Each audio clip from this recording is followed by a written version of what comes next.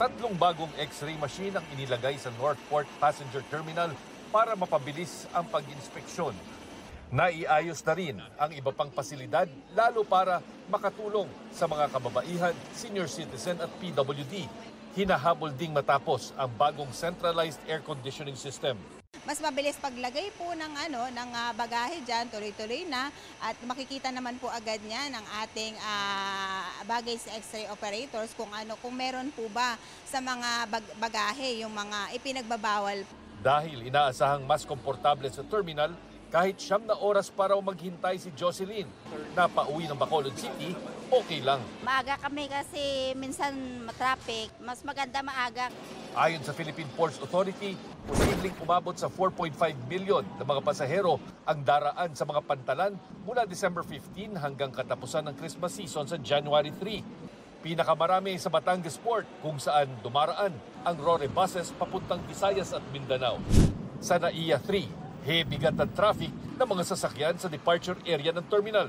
Pila din sa mga check-in counter ng international at domestic flights.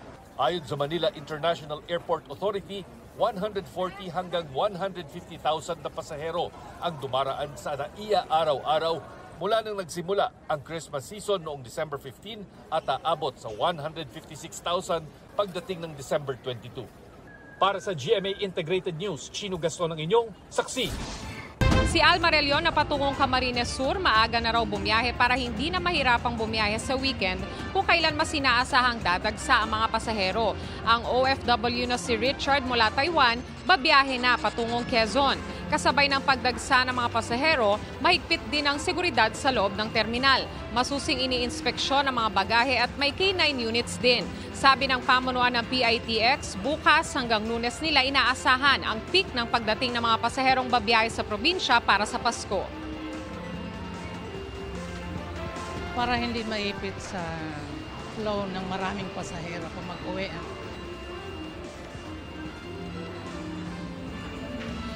Ayon sa pamunuan ng PITX, as of 8 p.m. umabot na sa mahigit 160,000 ang bilang ng mga pasahero dito sa terminal. Sa ngayon ay wala pa naman daw fully booked na mga biyahe.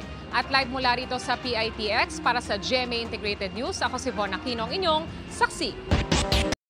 Mga kapuso, maging una sa saksi. Mag-subscribe sa GMA Integrated News sa YouTube para sa iba't ibang balita.